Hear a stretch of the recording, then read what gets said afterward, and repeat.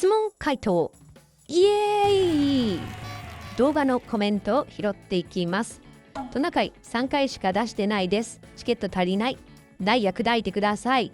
ダイヤには明確な使いどころがあって、輸送車、UR 任務、VIP 商店、補給物資召喚または賞金稼ぎのイベント。これらは優先的に使うべき場所です。VIP 商店に関しては、連携の証 50AP、汎用装飾物かけら、高級移設、並走コア、余裕があればスキルチップの SR。加速は無理しなくても OK です。必要な時に取っていきましょう。トナカイかなり襲われます。毎日1軍のみで5回出していますが、1軍で出すのが理想ではありますが大変です。遅い時間帯に1軍で出しておくと無傷で帰ってくることもあります。ただかなり面倒なので、どの道取られてしまうくらいならいっそのこと極端に弱くしておくというのも手です。レアケースにはなりますが、めっちゃ弱くしておくことで基地間貿易略奪を取得していないプレイヤーからの襲撃率を上げ、貨物を追加で奪われるといったことを防ぐといったことができます。半端な戦力の部隊で出発をさせるくらいなら、もうめっちゃ弱い部隊で出してみても良いのではないでしょうか。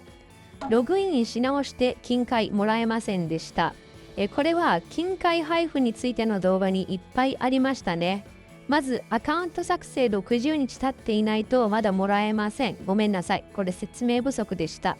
で、公式サイトにログインした状態でストアに行くというのが条件なのですが、このストアにたどり着けない人が結構いましたね。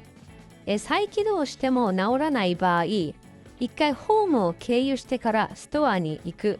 またはラストウォーからじゃなくてウェブ検索でラストウォー公式に行って、そこでユーザー ID を入れてログインする。このいずれかでストアに行けるはずです。試してみてください。3軍短期でいきます。これは砂漠の戦場のプレイ動画についたコメントですね。短期部隊のいいところは兵士損失を抑えて攻撃を実行できるといったところです。3軍部隊は多くの人が超弱いと思うので、どうせ防衛オフの基地でなければ攻撃が通らないくらいなら短期で行って兵士を節約した方がいいよねという考え方です。砂漠は30分間戦い切ろうと思ったら3軍は短期の方がいいと思っています。いくらでも兵士回復できる人は別ですね。雪嵐の場合はちょっと違くて、基本戦力の近い人とマッチングして戦闘時間も短いので短期部隊である必要はないです。狭間の戦場も割と兵士回復手段が豊富なので、交代の人がいるのであれば短期部隊作らなくてもいいかなと思います。覚醒入れ替えの準備のために短期間で武装を集めたい身としては本日の目玉がなくなるのは辛いです。これはシーズン6でキンバリーを覚醒強化の種としてテスラだったりディーバに引き継ぎたい人ですかね。実は覚醒解放タイミングで登場するミラクルルーレットにて本日の目玉と同じくらいのコスパで武装かけらを入手することができます。なので覚醒解放のタイミングでキンバリーやディーバを武装20に間に合わせたい人はミラクルルーレットで取るというのは悪くないと思います。これダイヤも使えますからね。若干この瞬間お金がガッとかかるというのはありますが、マーフィー、マーシャルの星5を目指すのとウィリアムズ、ステッドマンを星4に上げるのはどちらを優先した方が良いでしょうか。かわいいですね。ダストーピヨピヨからのお便りですね。まず星4を量産する形で OK ですね。これは今後の英雄ランク、武装レベル、科学、すべてに言えると思っているのですが、迷ったら強化しやすいところからで OK です。優先度の付け方で多少の差は出ますけど、しばらく経てばそんなの大きな差にはなりません。というか明確に差をつけたければ札束をぶち込んでください。その上で差がつくポイントとして、もしあなたが月3万円以下でプレイをする場合、ステッドマンの育成は捨てても OK だと思います。無課金の場合なおさらです。代わりにこういった形でルシウスを編成した戦車、またはメイソンを編成した戦車をシーズン3までは使ってください。課金額が低い人にとってはこれら戦車部隊のコスパが非常に良いです。ステッドマンを育て始めるのは武装が解放されるシーズン5まで放置で OK だと思っています。まもなくシーズン3突入なのですが、ドミネーター関連のパックはどうでしょうか？訓練証明書が全然足りません。これは金塊の使い方についてのコメントですね。金曜日のパックや闇市で証明書を取るというのは、そんなに悪いとは言えないんですけれども、無備課金向けの課金とは言いにくいですね。証明書はシーズンが進むと入手難易度が下がります。なかなかパックで買うというのはおすすめしにくいです。賞金稼ぎイベントの交換所に配置されるようになればかなり集めやすくなるので、シーズン3くらいだとゴリラ解放したい気持ちもわかりますが、無備課金ならパス以外には無理しない方がいいと思います。4部隊目の解放に使うのはどうでしょうか。4部隊目、プレミアム月間配達ですね。30日で効果が終わってしまうので、無備課金税にはおすすめできないのですが、私、シーズン6の世界遠征を進めるために初めて使ってみたところ、4部隊使えるって結構快適です。特に戦場イベントが好きな人にとっては4部隊目いいですね。結局短期で使うことにはなるんですけど、陽動、占領、嫌がらせ、できること結構あって強いです。さて、質問じゃないところも言ってみましょうか。全然関係ないけど、先行サーバーのサブアカの人が育成もログインもせず偉そうなことを言ってて、うざい現象に名前をつけてほしい。どういう状況？先行サーバーからサブアカで来てる人はいて、ほぼログインとかしないけど、たまにやってきてなんか言って帰るってこと？名前つけてほしいか。妖精さんとか座敷わらしとかピグレットとかどうですか？大臣指名制度で大統領連盟が自連盟で指名を独占して、それに不満がたまりサーバーの過疎化が一気に進んで、シーズン3終わる頃には見る影もありませんでした。怖いね。これは前の動画で昔の婦人制度大変だったねという時のコメントですね。確かに手動承認の頃は一部の人しか使わせないみたいなことを普通にできましたね。しかしこれだとサーバーが弱くなる一方ですね。航空です。ディーバ左前、モリソン右前にしています。後列はスカイラー、アダム、ルシウスです。ディーバを左に置くと結構反撃してくれるので、個人的には悪くないと思っています。アダム型の航空使ってらっしゃる方ですね。2人前アタッカーで、後ろに他者強化パッシブ2人の編成は、弱い要素ないのでそこそこ強そうですが、この形がおそらく最も強いのはシーズン1から3くらいじゃないかなと思います。その頃に編成しようと思うと装備のハードルが高めなのと、2軍以降にロケランが組めなくなるというのが難点だなと感じます。シーズン5のオフシーズンです。皆さんはモリソンとスカイラーの専用武装はどちらを優先しているでしょうか？私はモリソンです。ということで、モリソン大好きクラブの方ですかね。モリソン優先でいいと思います。モリソン前衛適性も高いので、前に配置するなら硬いに越したことはないですし、同じ航空機に差をつけていくのであれば、モリソンの育成は必須です。さて、みんな大好きカーリーの話です。カーリーの専用武装を無駄に30にしてしまったから、武装解除のアイテムとか欲しい。切実ですね。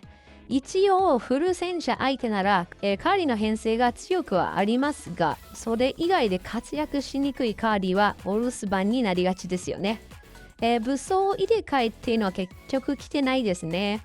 一度武装を育て始めると、兵種を転換するのも難しいというのもこのゲームありますよね。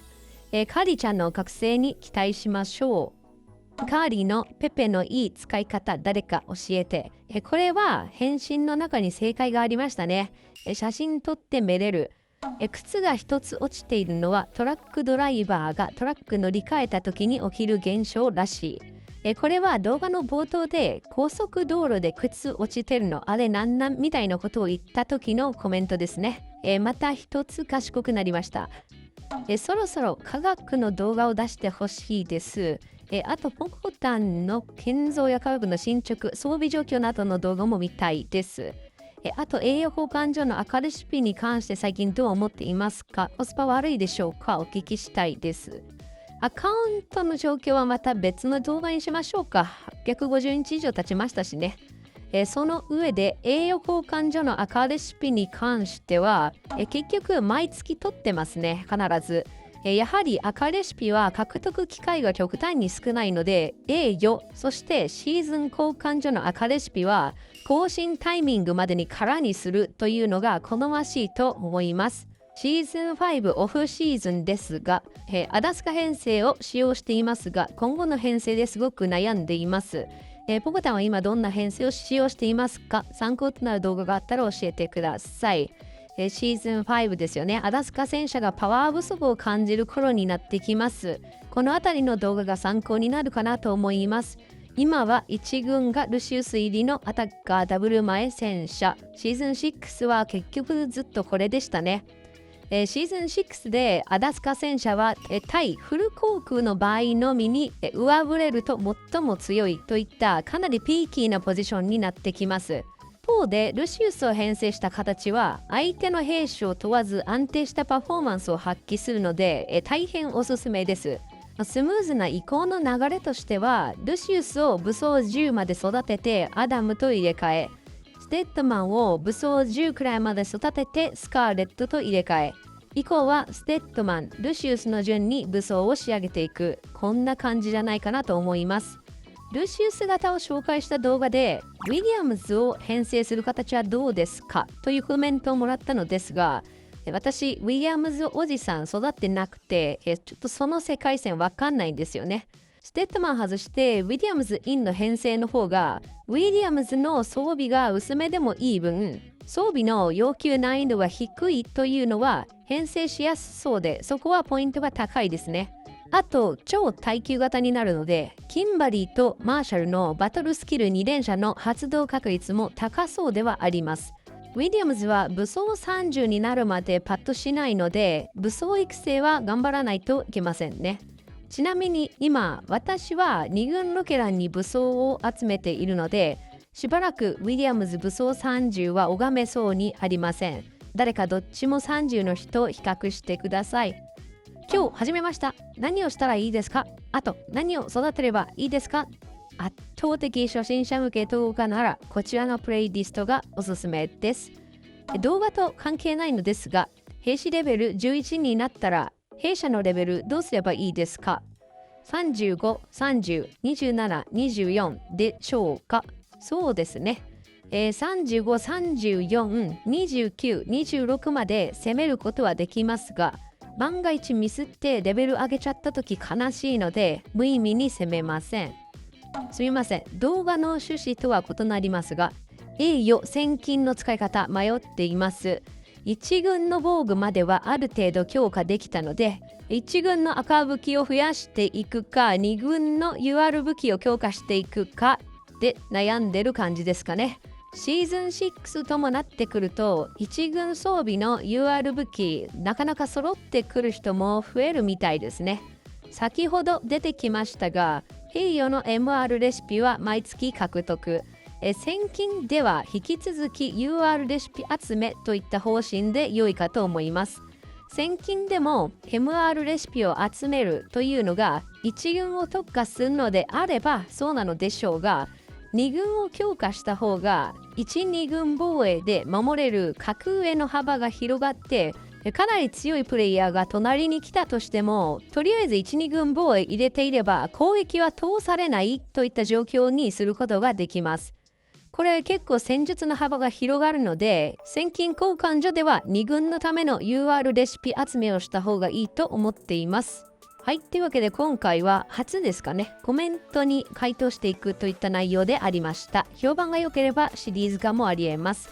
この動画良かったよ、参考になったよと思われた方、いいね、チャンネル登録はお気持ち程度に、良ければこちらの動画のシェアを連盟員のお友達にお願いいたします。それではまた次の動画でお会いいたしましょう。さようなら。